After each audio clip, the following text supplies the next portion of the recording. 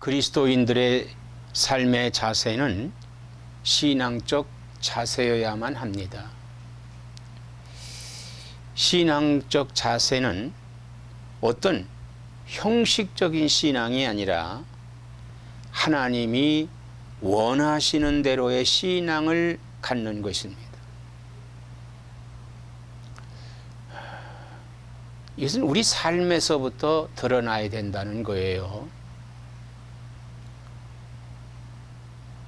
이것은 우리 삶에서 모든 것이 하나님이 보고 계시고 하나님이 함께 하신다고 하는, 그래서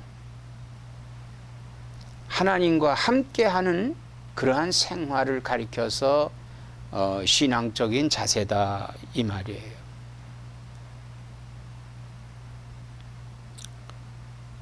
그리고 우리는 그런 신앙적 자세를 성경대로 믿는 것이 하나님이 원하시는 뜻입니다.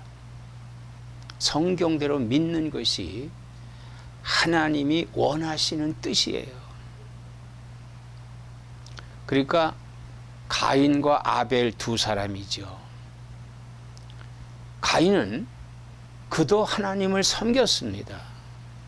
그래서 그도 하나님 앞에 제사를 드렸고, 아벨도 하나님을 섬겼습니다.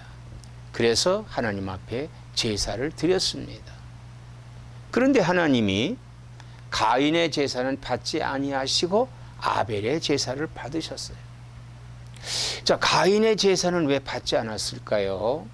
그것은 성경대로 제사를 드리지 않았기 때문에 그렇습니다. 그럼 왜 그는 성경대로 제사를 드리지 않았을까요? 그는 형식적인 신앙이었어요. 형식적인 신앙. 하나님이 무엇을 원하는지, 하나님 뜻대로 생활하는 신앙이 그 안에 없었기 때문에 그렇다 이 말씀인 것입니다. 그렇다면 오늘 우리는 어떻게 신앙생활을 해야 될까요? 어떤 신앙생활을 해야 될까 하는 것입니다. 자, 우리가 어떻게 신앙생활을 해야 되느냐? 그것은 하나님과 늘 같이 하는 생활, 같이 하는 삶, 이것이 우리가 신앙생활을 주 목적으로 해야 됩니다.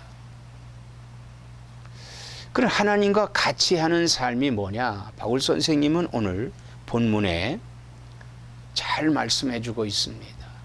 첫째로, 내가 첫째로 권하노니 모든 사람을 위하여 간구와 기도와 도고와 감사를 하되 그랬어요.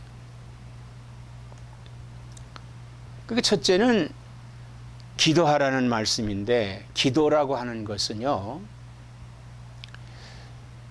믿음의 대상을 향해서 아래는 말씀이 기도지요.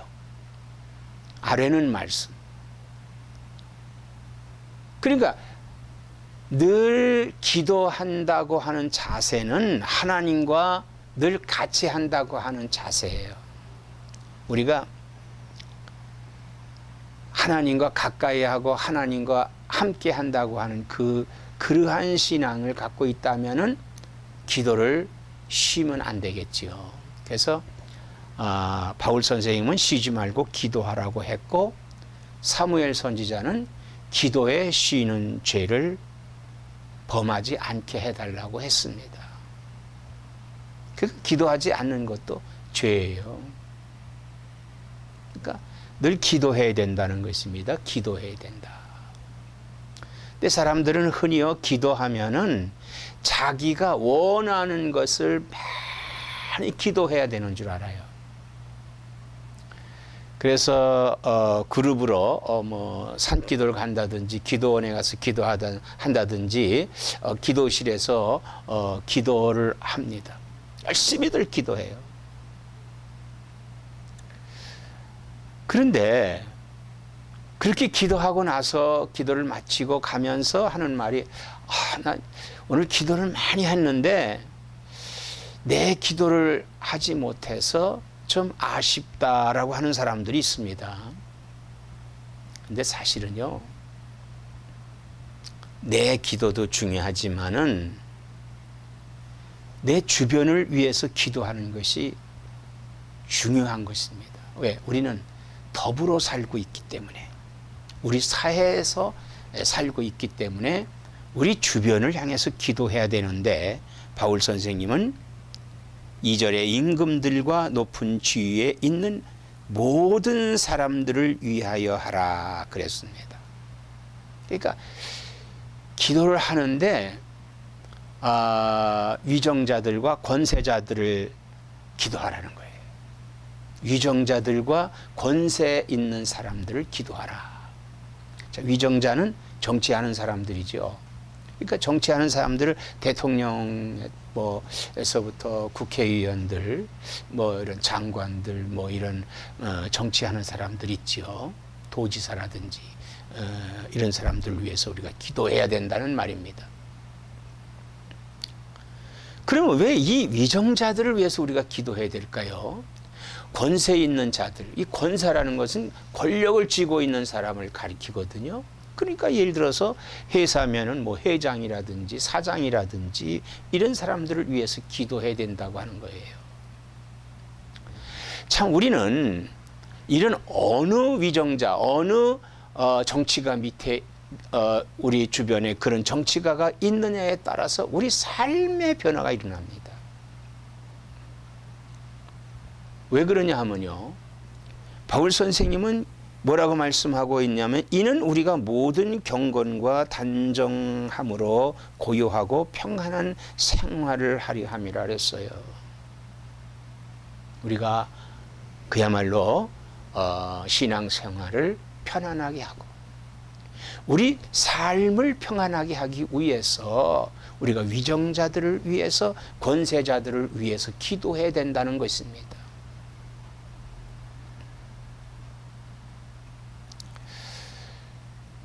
지금 11월에는 미국 대선이 있죠. 그리고 한국도 이제 대통령 선거가 있습니다. 미국에는 이미 이제 힐러리 클린턴 민주당 후보고, 또 공화당에서는 트럼프가 대통령 후보로 지금 다 결정이 됐죠. 이제 두 사람을 놓고 지금서부터 유세가 시작이 됐고, 이제 누가 대통령이 되느냐 이거예요. 힐러리가 되느냐, 트럼프가 되느냐. 자, 우리가 누구라고는 지적할 수가 없겠죠. 그러나 하나님은 아신다 이거예요. 하나님, 앞으로 우리 미국과 전 세계를 평화를 위해서 이 두 사람 중에 누가 하나님이 원하시는 그러한 사람입니까? 이제 두 사람이 정권을 맡게 되면은 그 정권의 실세들이 다 바뀝니다. 다 바뀌어요. 하나님의 합당한 사람이 대통령이 되게 해달라고 우리는 간절히 기도해야 됩니다. 기도해야 돼요. 그리고 하나님 앞에 간절히 기도할 때 하나님이 마음으로 누구를 아마 지명해 주실 수도 있어요. 지명해 주실 수도 있습니다.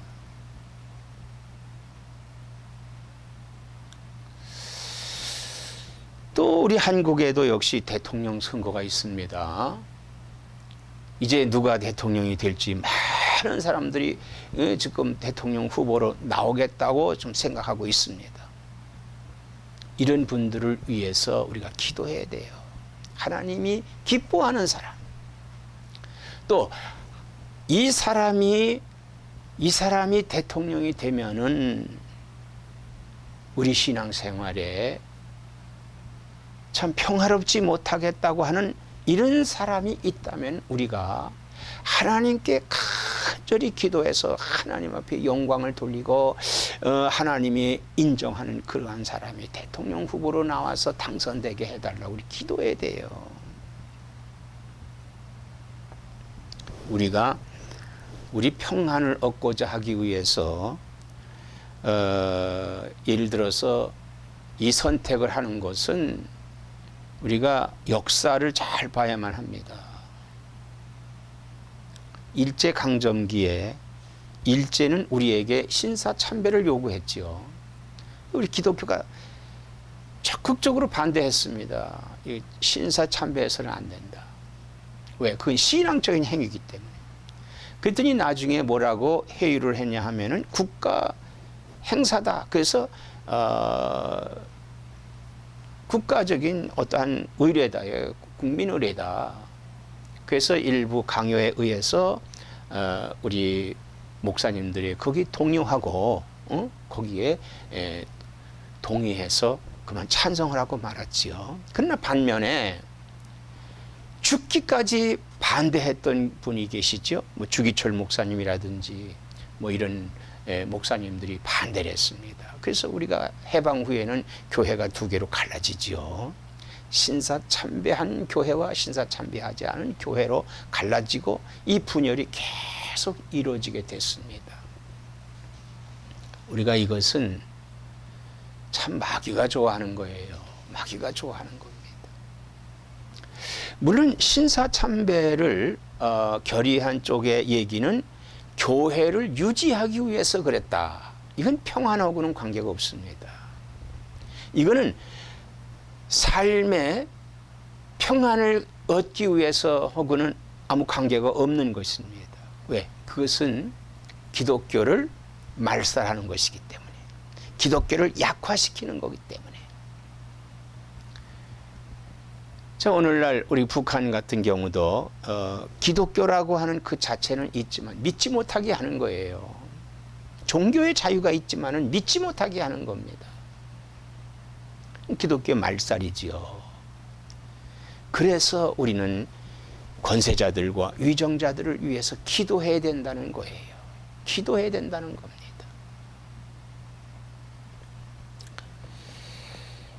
이 기도라고 하는 것은 우리가 하나님과 대화하는 것인데 하나님이 우리의 기도를 들으시고 응답해 주십니다. 하나님은요, 우리의 기도를 들으시고 항상 응답해 주시는 거예요. 그러나 기도는 합당해야만 됩니다. 합당하지 않은 기도는요, 하나님 응답해 주지 않아요. 합당한 기도. 합당한 그 기도를 우리가 하나님 앞에 늘 해야 된다는 것입니다. 합당한 기도가 뭘까요? 하나님의 뜻이 이 땅에서 이루어지는 겁니다. 내 뜻이 이 땅에서 이루어지기만을 위해서 기도한다면은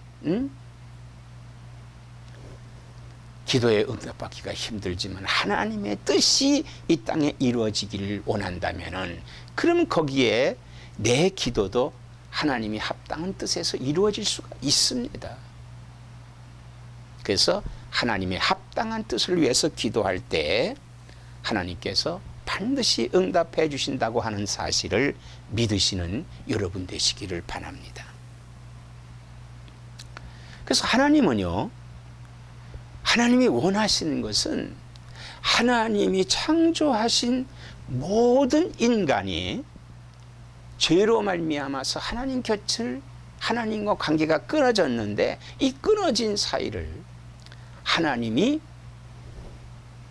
하나님께로 다 돌아오게 하시기를 원하신다 이 말이에요. 자, 이것은 어떻게 하나님 관계가 왜 끊어졌을까요? 하나님 말씀에 순종하지 않았기 때문에 끊어진 거 아닙니까? 그것은 하나님이 하신 말씀을 따르지 않았기 때문에 그 말씀대로 이루어진 거예요. 이 범죄하면 죽는다는 겁니다. 그래서 인간이 죽었어요.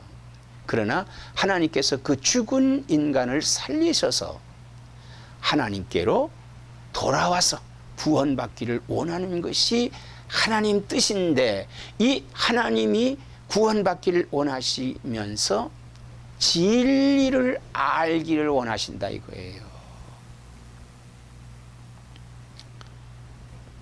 3절에 이것이 우리 구주 하나님 앞에 선하고 받으실 만한 것이니 하나님은 모든 사람이 구원을 받으며 진리를 아는 데에 이르기를 원하시느니라 그랬어요. 진리를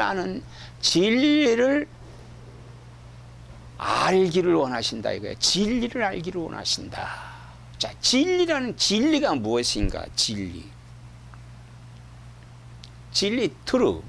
트루는요. 진리는 일반적으로는 참된 도리가 진리입니다.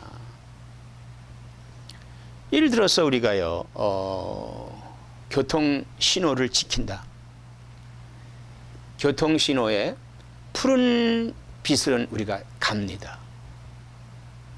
그리고 노란 불은 다음을 예고하는 것이죠.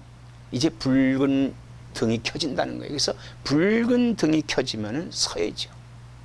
그리고 푸른 등이 켜지면 가는 겁니다. 이게 진리예요. 일반적인 것은 참된 도리가 이게 진리인데, 그러면 또한 진리는 뭐냐? 논리의 법칙에 일치하는 지식이 진리입니다. 자, 논리의 법칙이라는 건 뭐예요? 논리의 법칙. 우리가 이 지구가 있지 않습니까? 거기에 인간이 살아요. 근데 지구가 둥근데 인간은 서 있단 말이에요. 평평한 곳에 서 있어요. 이게 진리의 법칙입니다. 그리고 밤낮이 일정하게 옵니다. 이게 진리의 법칙이에요. 또 봄, 여름, 가을, 겨울 계절이 옵니다. 이게 진리의 법칙이에요. 하늘에 떠 있는 별들이 질서정연하게 돌고 있습니다. 이게 진리의 법칙이다 이 말이에요. 이것이 논리의 법칙에 일치하는 지식, 이게 바로 진리다. 이게 바로 진리다. 그러니까 전에 사람들은 이랬어요. 지구는 네모 반듯하다. 이건 진리가 아니었죠. 지구는 둥글다 이거예요. 또 철학에서는 누구나 인정하여야 할 보편 타당한 지식이 진리예요. 누구나 인정해야 된다. 이게 철학적인 면에서는 누구나 보편적으로 인정하는 타당한 지식이 바로 철학적이다. 이게 진리인데 그 진리는 또 진리일 수가 없겠죠. 그러면 성경에서 말하는 진리는 뭐냐? 성경에서 말하는 진리는 계시에 의해 보여진 그리스도가 진리입니다. 그래서 예수님은 나는 길이요 진리요 생명이니 나로 말미암지 않고는 아버지께로 올 자가 없느니라 이렇게 말씀을 했습니다.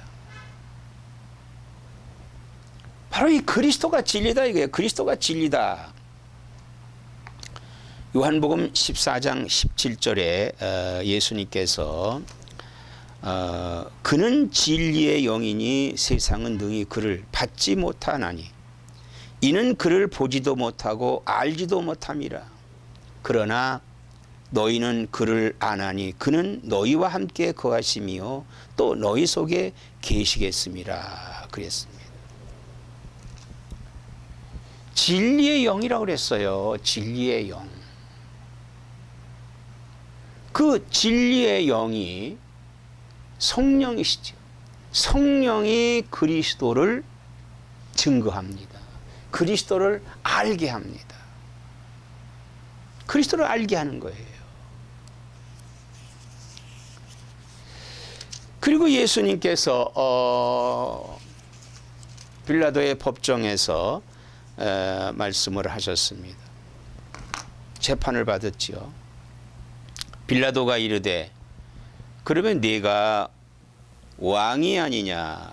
예수께서 대답하시되 네 말과 같이 내가 왕이니 내가 이를 위하여 태어났으며 이를 위하여 세상에 왔나니 곧 진리에 대하여 증언하려 함이로라. 무릇 진리에 속한 자는 내 음성을 듣느니라 그랬습니다. 진리에 속한 자는 내 음성을 듣는다. 내 음성이 뭡니까? 성경 말씀이죠. 말씀을 듣는다는 거예요. 말씀을 듣는다는 겁니다. 그래서 우리가 성경에서 말하는 진리는 예수 그리스도께서 진리시라고 하는 겁니다. 진리. 그래서 진리를 알지니 너희가 자유함을 얻으리라 했습니다. 진리를 알면 자유함을 얻는다 이거예요. 그래서 하나님은 세상 모든 사람들이 이 그리스도를 통하여 구원받기를 원하신단 말입니다. 그리스도를 통하여 구원받기를 원하신다. 그래서 예수 외에 다른 이름을 구원받을 수가 없습니다. 예수 외에 다른 이름으로는 우리가 구원받을 수 없다는 거예요. 그러므로 우리는 예수님을 증거해야 되지요. 이 말씀을 전파해야만 되는 것입니다. 그러기 위해서 우리는 이 교회 생활을 하게 돼 있어요. 교회 생활. 교회는 예수 믿는 사람들이 모이는 집단이 바로 교회입니다. 교회예요. 그래서 예수님께서 두세 사람이 있는 곳에 나도 함께 있느니라 이렇게 말씀을 하셨습니다. 우리가 이 집단을 가족이나 가정에 비유한다면 쉬운 표현이 될 수 있습니다. 가족은 가정을 중심으로 집단적인 생활을 합니다. 집단적인 생활을 해요. 그러기 위해서 집이 필요하죠. 집이 있어야 됩니다. 단 한 칸이라도 집이 있어야 돼요. 이 교회의 공동체에도 집이 필요합니다. 집. 즉 이것이 예배당이죠. 예배당. 예배당은 바로 기도하는 곳입니다. 즉 예배 드리는 곳이죠. 그래서 예수님께서 내 집은 만민이 기도하는 집이라 이렇게 말씀을 했습니다. 그러면 이렇게 교회는 가정과 같기 때문에 이 분열할 수는 없다. 분열돼서는 안 됩니다. 분열돼서는 안 돼요. 가족이 분열되면 어떻게 됩니까? 남편과 아내가 이혼하게 되지요. 또 자식이 부모에게 대항함으로 인해서 가출한다. 집이 분열된다 이거예요. 이렇게 되면은 자 그러지 않기 위해서 분열하지 않기 위해서는 우리가 어떻게 해야 되느냐 오늘 본문에 말씀해 주고 있어요. 8절에 그러므로 각처에서 남자들이 분노와 다툼이 없이 거룩한 손을 들어 기도하기를 원하노라. 기도해야 됩니다. 교회의 중추적인 역할을 남자들이 많이 하고 있지요. 그래서 기도해야 된다 이거예요. 기도해야 된다. 두 번째는 또 이와 같이 여자들도 단정하게 옷을 입으며 소박함과 정절로서 자기를 단장하고 따은 머리와 금이나 진주나 값진 옷으로 하지 말고 오직 선행으로 하기를 원하노라. 이것이 하나님을 경외한다 하는 자들에게 마땅한 것이라 이렇게 말씀을 했습니다. 여성 성도들도요 단정함으로 그리고 선행을 함으로 교회에서 행할 때 하나님이 원하시는 것이다 이거예요. 물론 여자분들도 기도해야 되겠지요. 남자와 여자가 기도해야 됩니다. 그러나 남자들이 또 여자들이 이 교회의 분열에 앞장서서는 안 된다 이거예요. 안타까운 것이 큰 교회들이 분열하고 있습니다. 싸우고 있어요. 근데 그 싸우는 모습을 보면요, 다투는 모습을 보면은 개인적인 이득 때문에 그렇다 이거예요. 사랑하는 성도 여러분, 오늘 우리는요 합심할 수 있어야 돼요. 교회 생활은 분열하지 말고 성실함으로 이루어져야 됩니다. 목회자는 목회자의 성실함으로, 또 장로님은 장로님으로의 성실함으로, 권사님은 권사님으로의 성실함으로, 집사님들은 집사님으로의 성실함으로, 성도님들은 성도님들의 성실함으로 교회를 섬길 때, 기도로 섬길 때, 행동으로 섬길 때 하나님이 기뻐하시는 그 역사가 많은 사람들을 구원할 수 있는 놀라운 역사를 이루게 됩니다. 오늘날 세상에는 위태한 일들이 많이 이루어지죠. 커밍아웃이라고 그래서 죄가 드러나서 진리와 함께 있으려고 합니다. 우리 믿는 사람들이 지금 이 시대를 잘 분별해서 기도로 무장하고 기도로 악한 세력과 싸워서 승리하는 그런 역사를 이루시기를 주의 이름으로 축원합니다.